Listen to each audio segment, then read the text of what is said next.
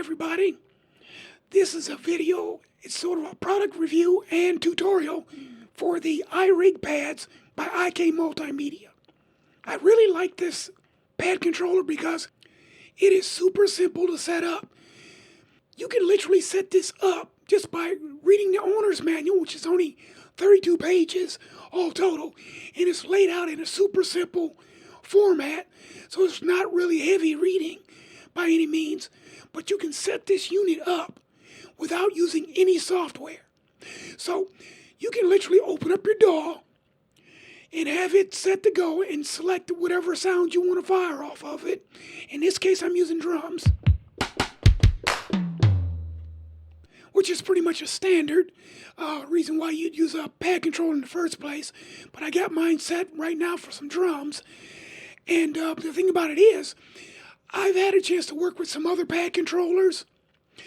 And as soon as you go into the edit mode with the software, because it's the only way that you can edit the pads, you lose the capability of using the DAW, which means you actually have to set the pads using a key map. And that's not the way you want to do it. This is sound. This is audio. Your ears control the show, really. If you stop and think about it, if you can't hear it and it's right now immediate and tactile, then it's no good.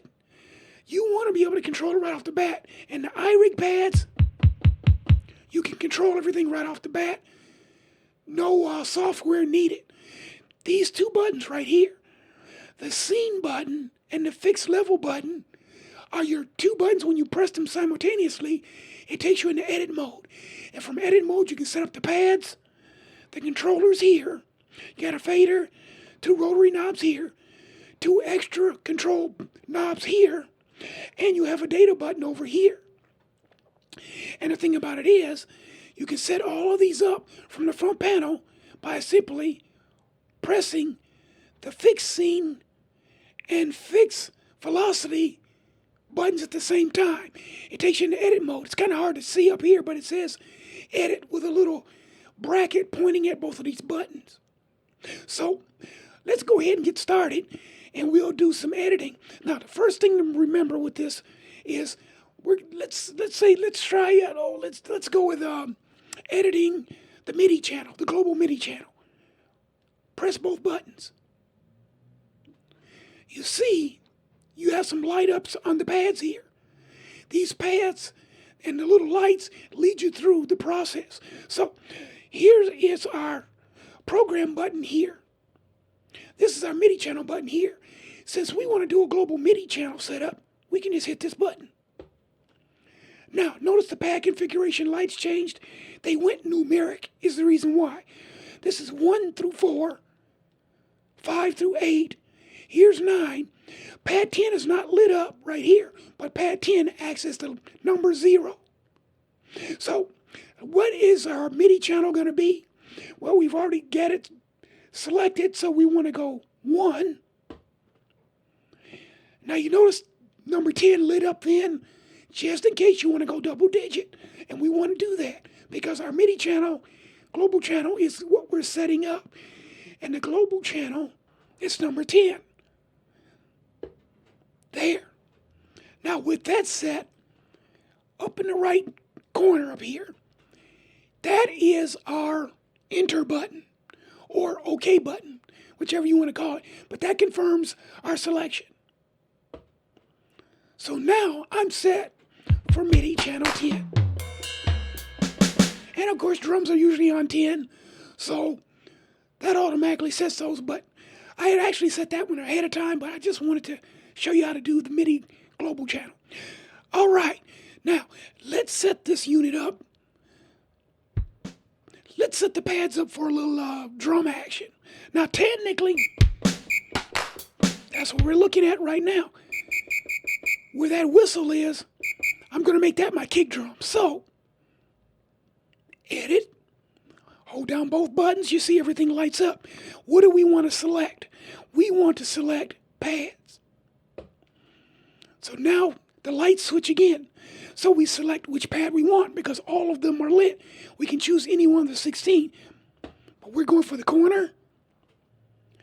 Do we want a MIDI channel, control change, or note. With drums, since we got to put a note on each, a note which represents a sound on each pad, we're going to go note. It drops down to the next level, which is temporary or toggle. Toggle, if you hit it once, it locks it in, which is great for if you're doing loops or a sustained recording that has to play out. You'd set that for toggle, also sometimes called a latch. You set that and it just plays whatever the sound is out until it's done. But we want drum sounds, so we want to go temporary. Now, we've got all the notes available that we can have except for right here, octave down key, octave up key, and of course the right upper corner is our enter key. So,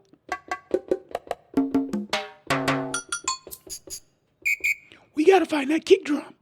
We can use our octave down key because right now where it's set, it's basically, you know how if you look at a Yamaha or a Casio or Ranger keyboard, you know along the bottom edge under the keys they have all the drum sounds laid out? We are essentially in the middle of the keyboard. That's why you don't hear any low end sounds like a kick drum or a snare or tom-tom. But with our octave keys, we can change that. Hit it once. That's tom-tom range. Let's hit it one more time. There's our kick drum. Side stick, snare. Let's lock that kick drum in. So since that's what we want, I just make sure I hit that sound. It just so happens to be in the corner. But if I was to hit that clap and let that be the last sound that I selected off of that key, and I hit enter, it will lock in a clap in the corner because this is the button that we're programming. But I want that kick. It's right there. Lock it in. Now you notice all the lights went off. So, now we got a kick drum over here. I don't want it in both spots. Let's say we're going to make that the snare. Let's go back in. Edit. Pad. Choose the pad. Note. Temporary. Now we just choose our sound. Octave down.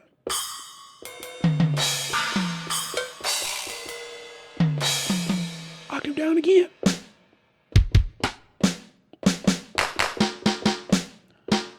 I think I'll go this snare. Enter.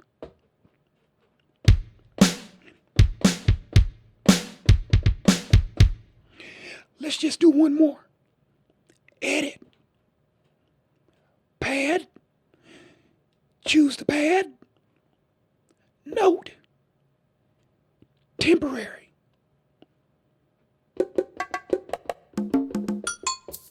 Octave down.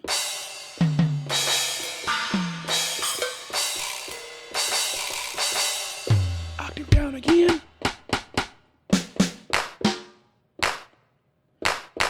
And let's throw a clap in there. Enter.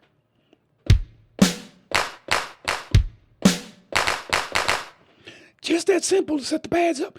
No software required. Now, iRig pads does come with software where you can download it from the IK Multimedia website under support for the iRig pads. So there is software. I know some people, they have that full control in front of them right now, immediate, using software, and you can go that route. So there's software available. But I just like being able to get full tactile response as I go, listening to the sounds from my DAW. Or if you get it rigged up that way, you can actually have it routed into the computer with the USB cable and have it route right back out to a standalone synthesizer if you want to, or a drum machine. Either way. But I just like that front panel setup. Then that way you can choose your sounds as you go. All right, now, let's say we wanted to set these dials. Now, right now, we got a slider, knob 2, knob 1. Now, right now, these knobs are set up. Watch. I'll turn number 2 down. The sound goes away. This is now set for volume. The top one, number 1, is set for pan. Now, technically, I would leave them like this, but for the sake of this demonstration, I'm going to go ahead and switch them around. So, how do we do it? The power is right here. Edit. Choose the knob. Now, since this one's volume right now, let's just do a switcheroo and put the volume up here. I turn it. Notice the lights change. Do we make a channel or CC? We're going CC because it's a control change. Now, we're going to select what's the control change number that we want. It's off screen, but let me bring up my chart. We're going to go volume, which is number 7. So, 1 through 4, 5 through 8, 9 and 10, we want 7. And these are also numbered right here, so you don't have to actually memorize the number. But there's number 7. Enter. All the lights go off. So now, notice, there's our volume. But, check it out. Since this one is still volume 2, they're both controlling the volume. So, let's leave this one as volume, and we're going to reassign this one. So, scene, fixed velocity at the same time. We're in edit mode. Choose this knob. The lights change. Control change. We got our number pad set up for number. So let me check my chart. And we're going to turn that one to pan, which is number 10. So 1, pad number 10 is 0, 0, enter. The lights go off. So now, check it out.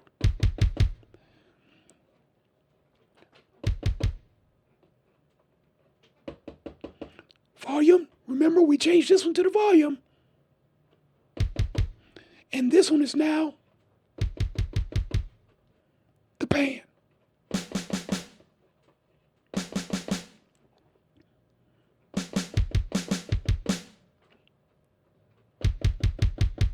So there we go. We've got our sounds, our switches reversed. But now, since that's pan, I'll put that in the middle.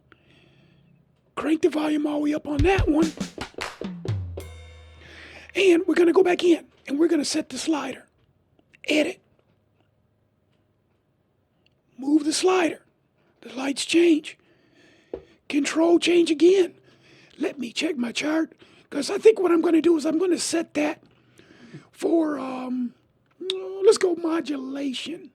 Or should I go? Yeah, let's go modulation, which is number 1. So, 1, enter. Now, I'm going to switch my DAW. Let me bring my DAW up, which is also off screen, but let me switch to a piano.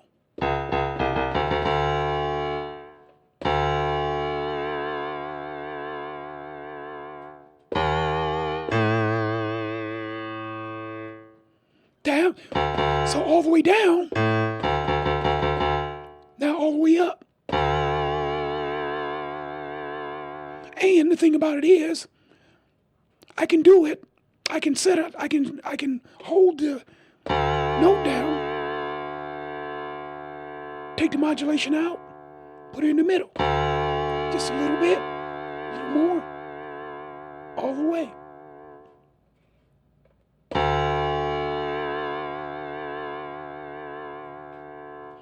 Just that simple, just that quick.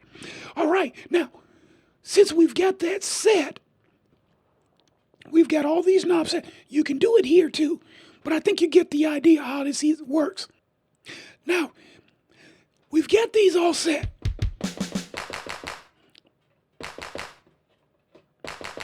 We've got all our knobs set, our slider set, And we're just going to pretend we got all our pads set, but these 3 are set for sure. Just did them. We need to lock this setting into place, because the thing of it is, if you turn the unit off, this setting goes away. Or if you go in and do some more editing and you didn't save the scene and then switch to another one, it goes away. So we need to lock it down.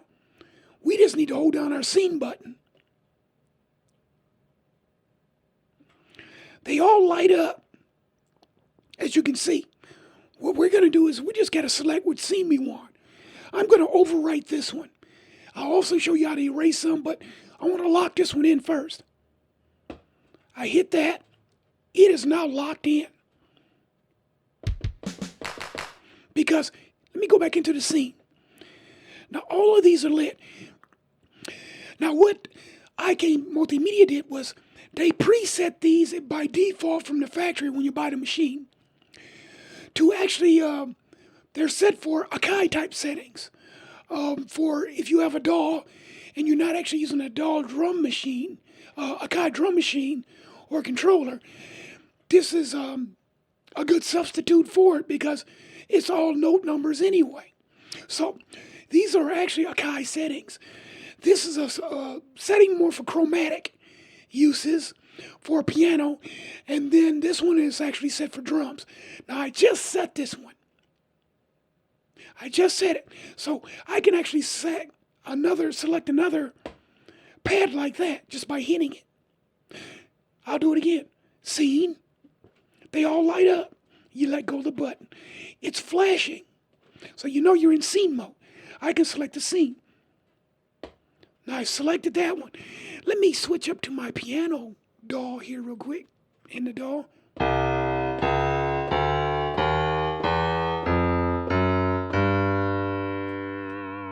Modulation on there too. But there it is. Because you notice it's preset at the factory chromatic.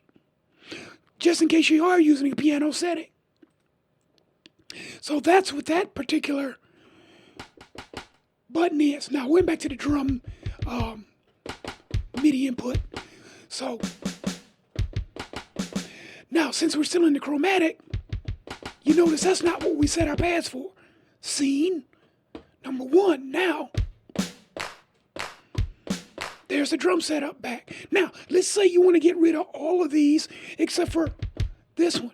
Go back in the scene. We got our scene up. If I hold down this one for a sec, now let's say I don't want the chromatic. If I hold it down, you notice how it went away? It's gone. It's deleted. I can do that here. And here. Here. Here.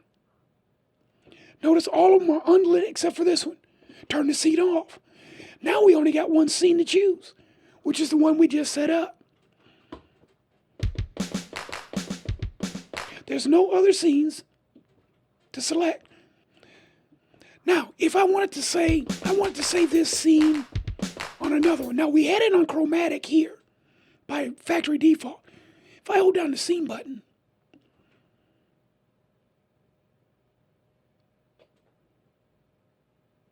and I tap that one, watch what happens.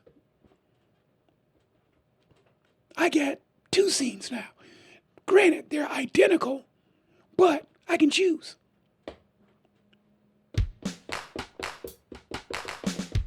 Go back into the scene, choose this one. And if they were set up differently, we get different results. So, scene, select the one you want.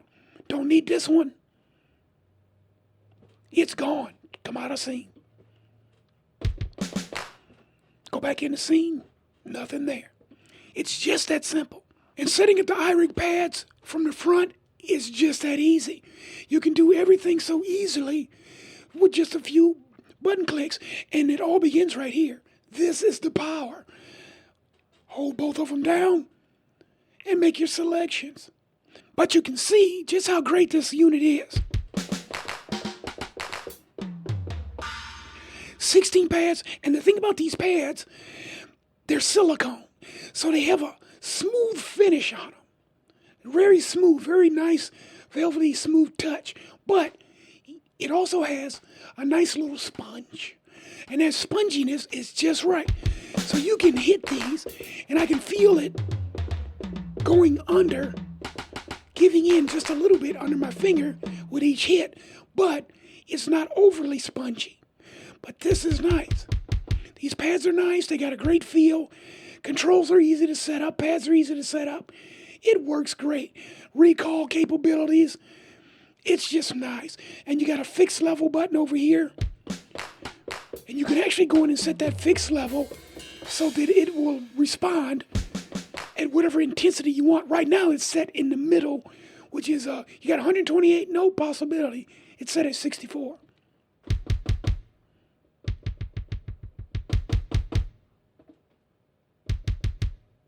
I'm hitting it very soft. Turn it off. Turn it back on. Doesn't matter how hard you hit it, it's at a fixed velocity.